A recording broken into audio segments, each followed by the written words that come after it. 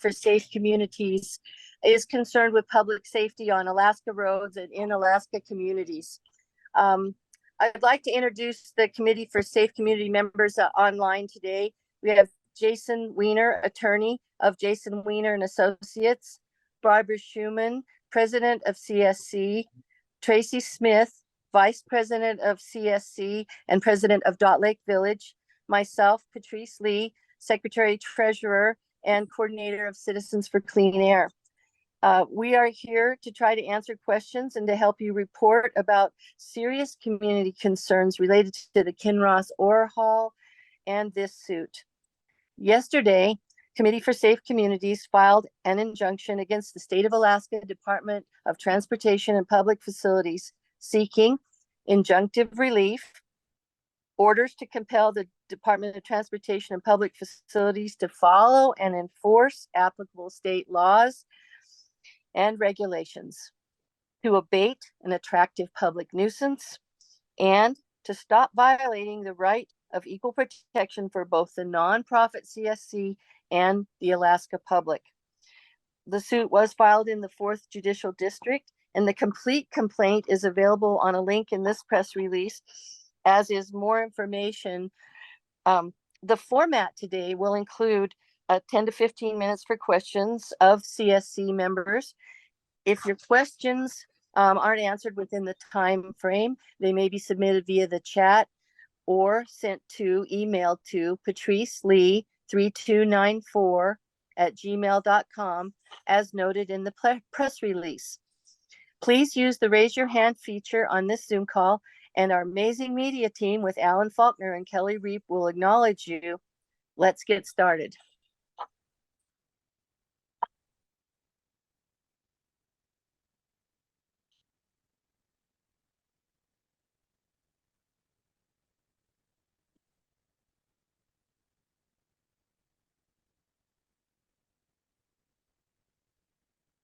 So does anyone have any questions? Oh, there you go. Go ahead, Tim. Oh. You're muted. Of course I am, and that's not a bad thing. In a general kind of sense, what's the relationship, if any, between this committee and the group that's been active for some time now, Advocates for Safe Alaska Highway? Any connection, or are you guys separating in your areas of responsibility or focusing on different things? Can you guys just give us a sense of that? Yes. I may ask Barbara to chime in as well, but ASA is a separate and distinct group of citizens that came together as a kind of a ragtag group, but evolved into a concerned and concerted group. They remain and advocates for safe Alaska highways, with their mission being education and community awareness. And if I could just expand on that a little bit, ASA is not really incorporated or anything. It's just an association of, it's a group of people. And we decided to incorporate CSC, the Committee for Safe Communities, and we have applied for nonprofit status with IRS. So that puts certain, that imposes certain things on what this group can do versus what Advocates for Safe Alaska Highways can do. They can advocate for in elections and legislation and things like that, which a nonprofit does not necessarily have that ability to do.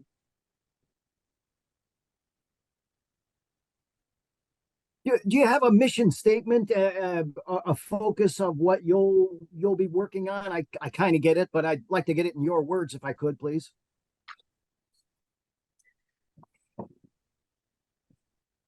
Barbara or Tracy, do you want to take that one? I think the mission statement is on the website. I don't have it right in front of me. We will make sure we get that.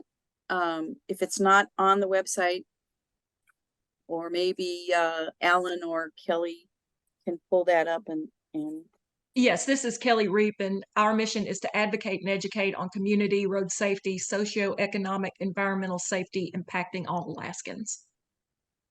Thank And you. that's- Sorry, I'm a radio guy. We always are asking folks to say the obvious, so thank you very much. Oh, okay. Absolutely. You can find that on our website and also on our Facebook page. Our Facebook page is AK Safe Communities, all one word. Okay, thank you. You bet. Thank you. Good questions, Tim. What specific laws does the suit allege that the state is violating? Jason, would you like to take over, or Barbara, on that one? I could do it. Some are regulatory and some are common law. So, the regulatory ones, I have a complaint right in front of me. There's regulations regarding prohibited vehicles and loads, 17 AAC 25.011. There are some exceptions for some roadways, but they don't include the Pegger, Johansson and Johansson roadways, which are required for the trucks have to go around the bridge that crosses over the Chena River.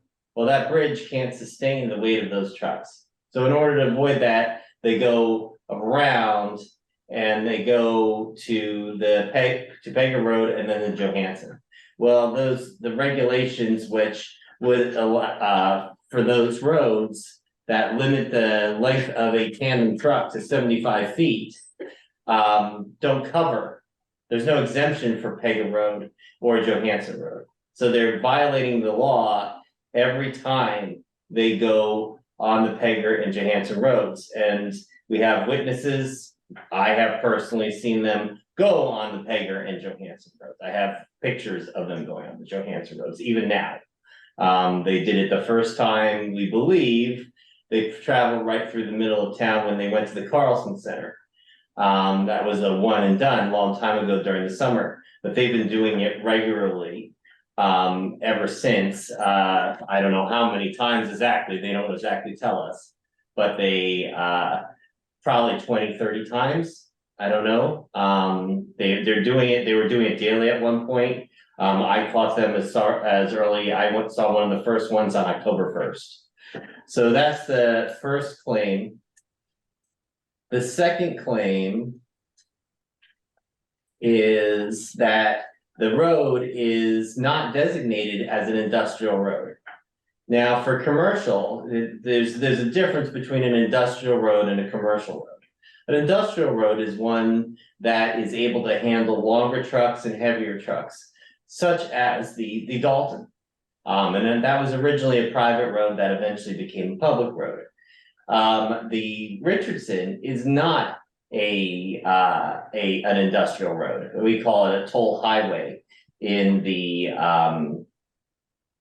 our complaint. And in order to become an industrial road, if you were to try to change that, then you've got to give notice, as you'd have to have permits, there'd be payments. There's a bunch of requirements in our complaint that DOT never followed. So in order to have heavier trucks and longer trucks and to just be using it, this is not necessarily transporting goods between Anchorage or Fairbanks. And this is not, or anywhere else. This is actually a plan where it's actually being used like a haul road, not like transportation corridor for goods that are produced out of state or even in state. I mean, they're transporting hard raw materials, and they're doing it. Well, they'll do it 60 times a day, they say, and possibly with 120 round trip, without actually 120 trips each way. So that's the second issue. The third one is public nuisance. And there have been cases, there was one in Willow where DOT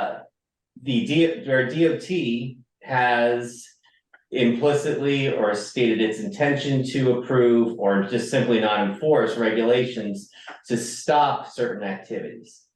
Certain activities that would disrupt the peaceful enjoyment of people's homes and environment. And the third claim involves that. The concerns we have are numerous, but we can list them. They're going to endanger people on the roadway. There's issues with sound, but we have, you know, that's probably one of the lesser ones, as far as, sound. There is issues with passing them. There's huge issues with school buses, enormous issues, but that's actually also dealt with in count 4. There are, you know, where there aren't good enough sight distances. The entire plan assumes ideal conditions, and that is just simply never true. Our roads are icy for 6-7 months a year. They've been known to be icy during the summer, and the stopping distance are going to be issues. Plus, there's the fact that we all have a right to use our roadways. So, and we don't have a lot of them. This isn't New Jersey where there's 10 ways to get to someplace. We have 2 ways to get to Anchorage. One is the Richardson and one is the Parks. And there's one way for Delta to get reasonably to Fairbanks, and that's through the Richardson. Same thing with Toke. Those people don't even have a full grocery. They rely on Fairbanks, otherwise they have to go to Anchorage. Now, of course, add to the problem that you have 2 bridges that are from the 1940s that they claim can handle twice the it's FAWA, the Federal Highway Administration, and they have regulations, and their recommended maximum weight is 80,000 pounds. These trucks are going to be 160,000 pounds or more. They're claiming that they can reduce the weight. They're claiming they can properly distribute the weight. That's not possible. I don't need to be an engineer to know that you're going to be driving on a road and rocks will move around. Things will move around. You're going to build up ice along the way, because that's what Alaska is about, ice and snow during the winter. It's beautiful, but it can gather on trucks and make them dangerous. This is not something that happens all the time. We actually have we have a motion for a preliminary injunction coming, and we actually have several experts who will tell you these trucks are not exactly the most stable of trucks because their length and ultimately the weight of the ore they're going to be carrying.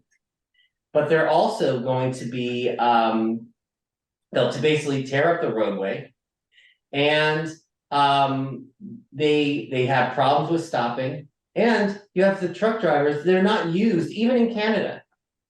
Canada is where he had driven them through Canada. They had to reduce the length and reduce the weight when they got to Alaska.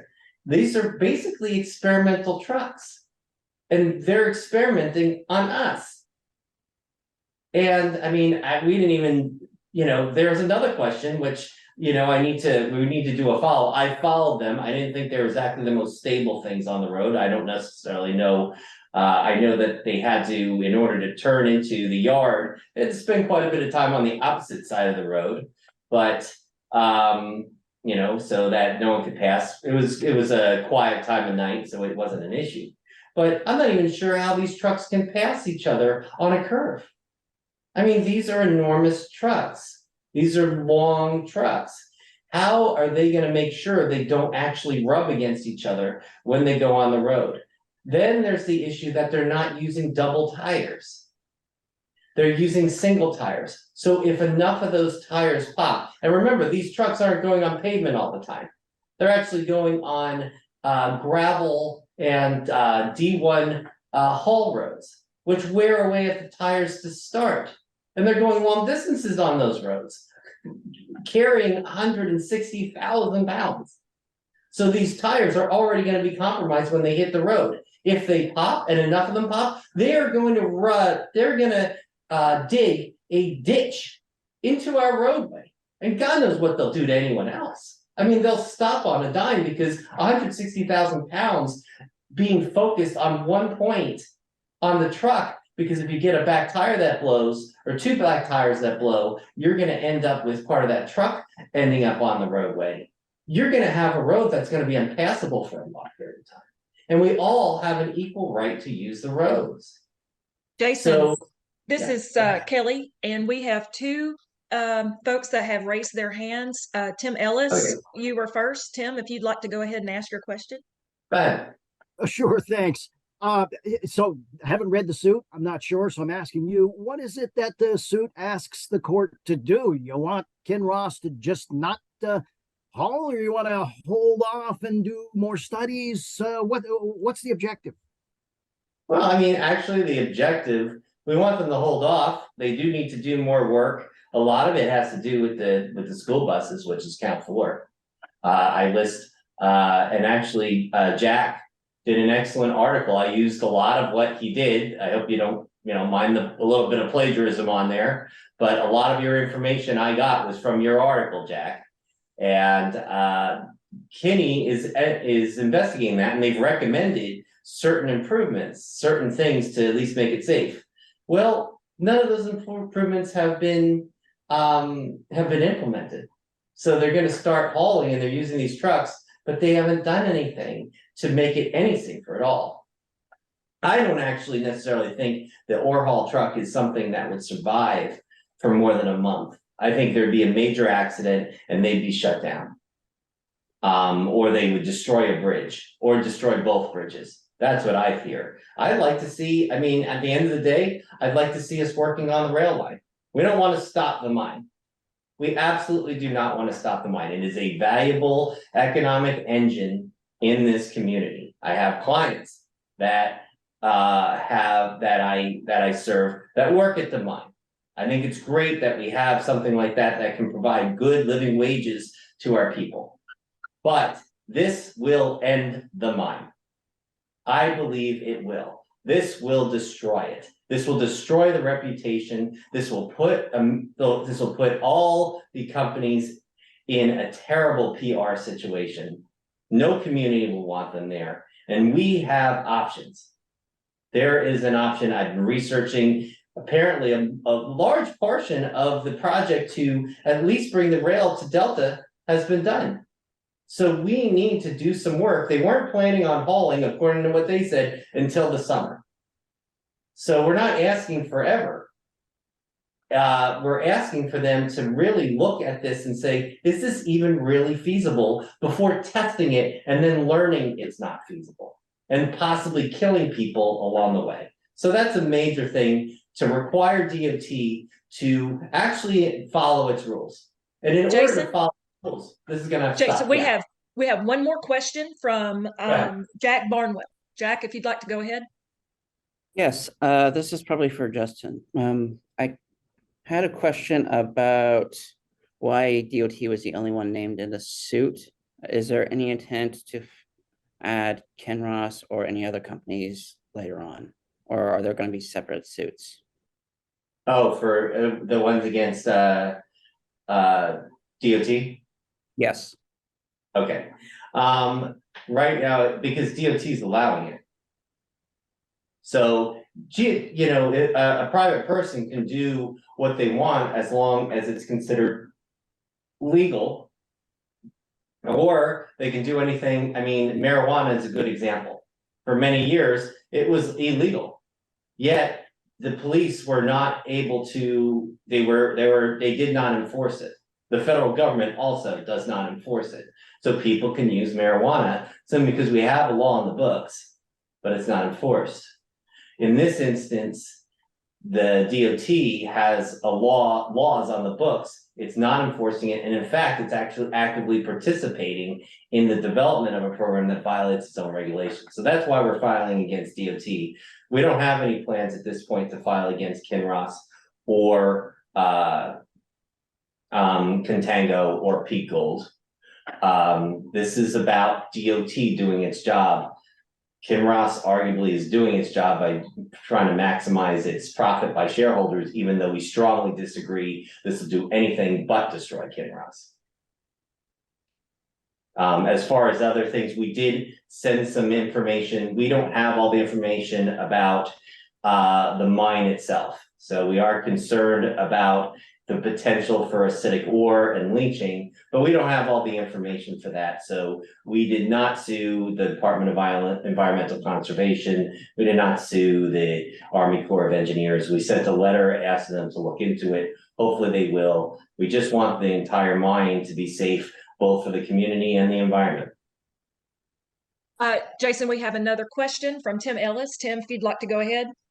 Yes, thanks, guys. What happens now in relation to the suit? There'll be a court proceeding scheduled. You'll get to talk to lawyers face to face in a courtroom in front of a judge, sort of thing, or what happens now? Can you kind of let us know about that? Well, I can tell you, so we have to serve the summons. We've sent it down to the Attorney General in Juneau. But I've also sent it by email to the Assistant Attorney General for DOT here in Fairbanks, and I sent it to the Commissioner, Ryan Anderson. So that they have a heads up even before they get the complaint served on them. And before this press conference, I wanted them to have every opportunity to know what's going on. We're going to be filing a motion for preliminary injunction in addition to the complaint. The complaint asks for an injunction, but a preliminary injunction will require a hearing sooner rather than later. So our concern is that we've been told that they're going to start hauling ore by the end of October. So we need to have a hearing to evaluate what's going on before they start hauling ore. Because if we are right, and then we strongly believe we are right based on our experts, that they will destroy bridges in doing this. Once a bridge is wrecked, it's going to take a long time to fix. And I mean, especially Dot Lake. Dot Lake is in the middle of these two bridges. If they're cut off, they don't have an airport. They will have nothing. I mean, they had to order additional fuel just in case they get cut off by this program, by the ore haul procedure this summer. They ordered it this summer, so it's for the winter. So we hope to get a hearing. Either they stop it temporarily, so they don't do any hauling until after we can have the hearing, which I mean, I suspect it's going to be a couple days. But yeah, we're going to be having a hearing on all this. Get the straight information from DOT. Let them testify, let them justify it. If Kinross wants to be witnesses and talk about what they did, Peak Gold, Black Gold, they're welcome to be witnesses, but everybody will have to talk and there'll be public hearings. So the public will certainly be, it'll be scheduled. You'll be able to determine the day, schedule around your schedule to be there, and there'll be full participation. If enough participants wants to go, we'll put it into one of the bigger courtrooms so everybody won't have to be crammed in. Jason, I'm going to introduce Tracy Charles now.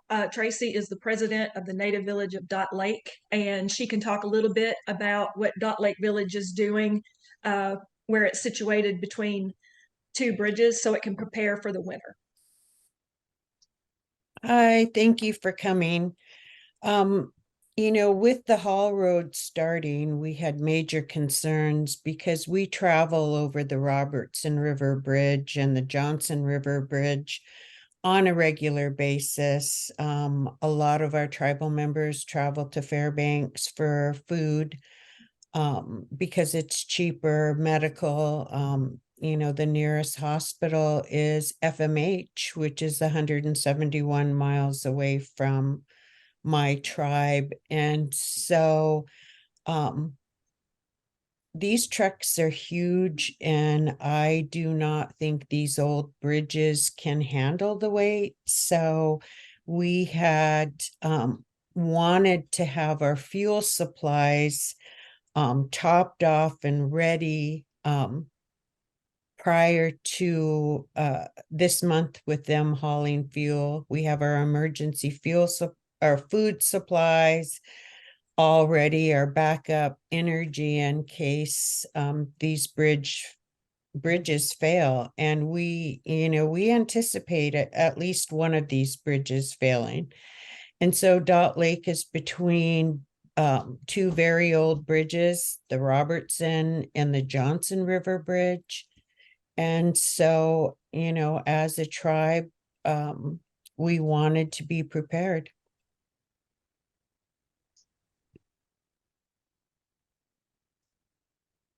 Thank you, Tracy. May I Um, ask Ms. Charles Smith a quick question? Yes, please Sorry to do. interrupt.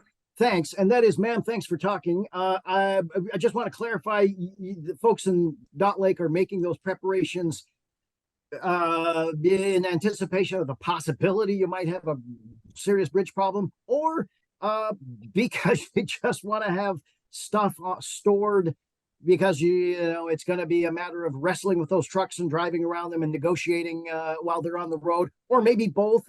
What's the motivation for Well, getting all prepared like that? Historically and culturally, tribes prepare for winter and prepare for the unknown, whether historically it's been famine, it's been wars, or whatever.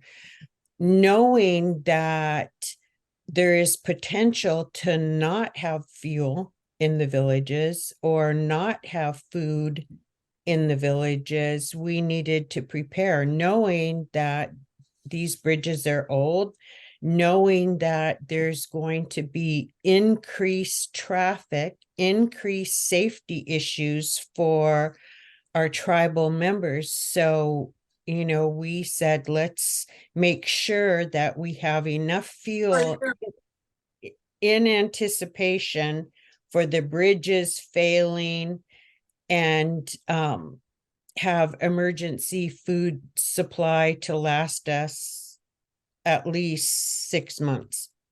So we've already done that.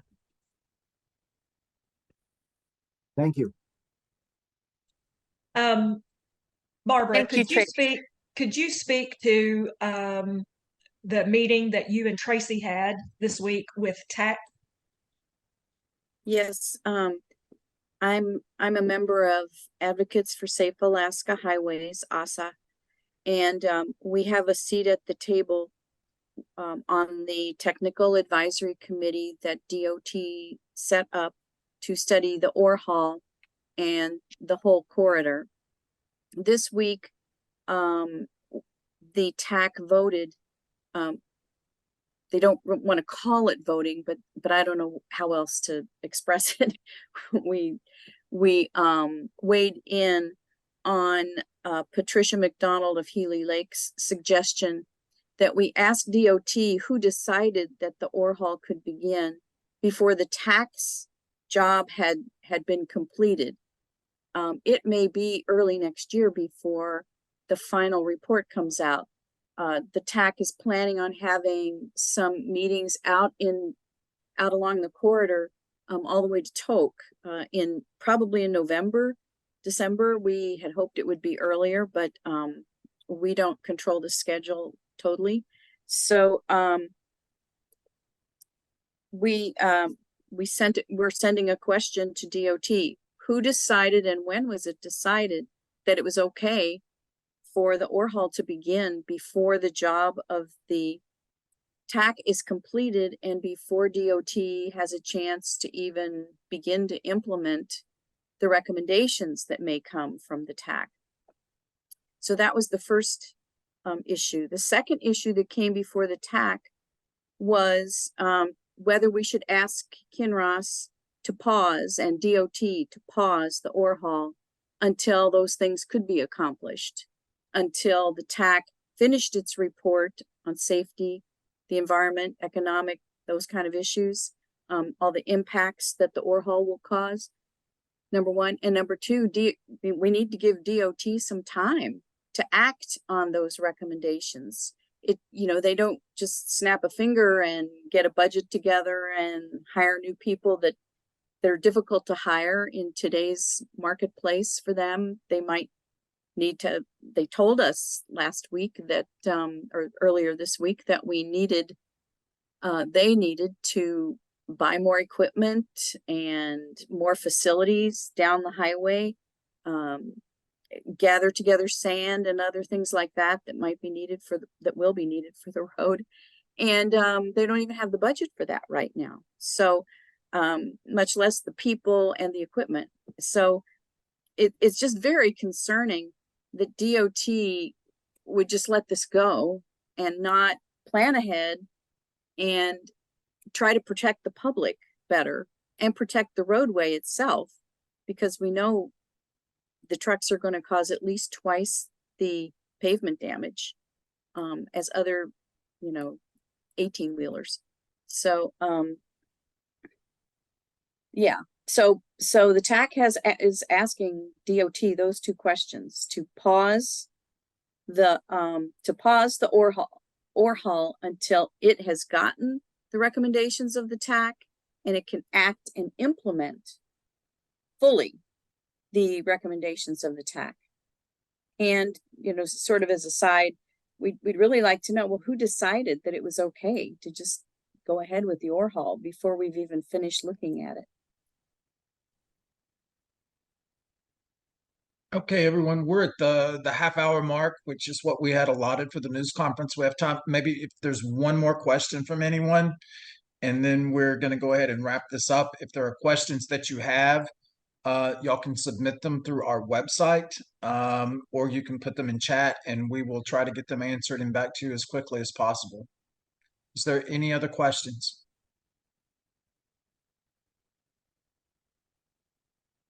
Will this recording be available? Will you send out a link of this press conference recording? It will be available on our Facebook page. Thank And you. that is facebook.com/AK Safe Communities, all one word. This is Patrice, and if any of you have questions about the cost of all of the things that haven't been determined yet, which is bound to be enormous versus what the state revenues may be, I encourage you to research that and or reach out.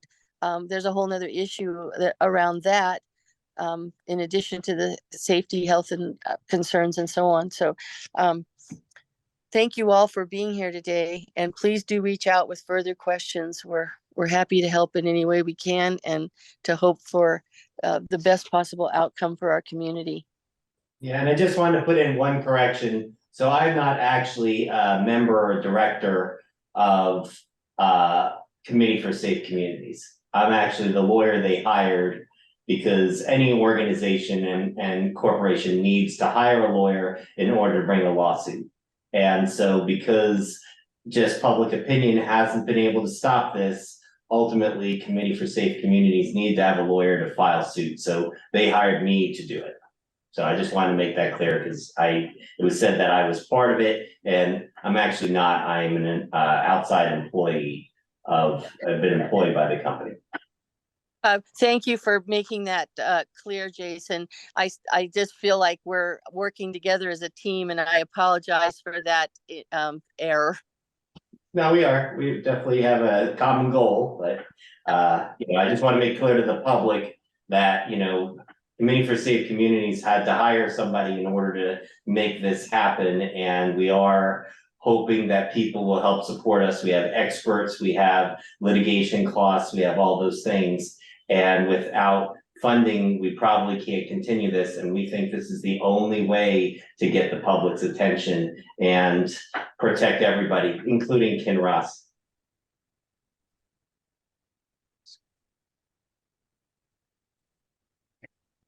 Thank you all for coming. This ends our press conference, and we do look forward to your questions if you have any more. Thank Thank you, you all. everyone. Thank you. Thanks, everybody.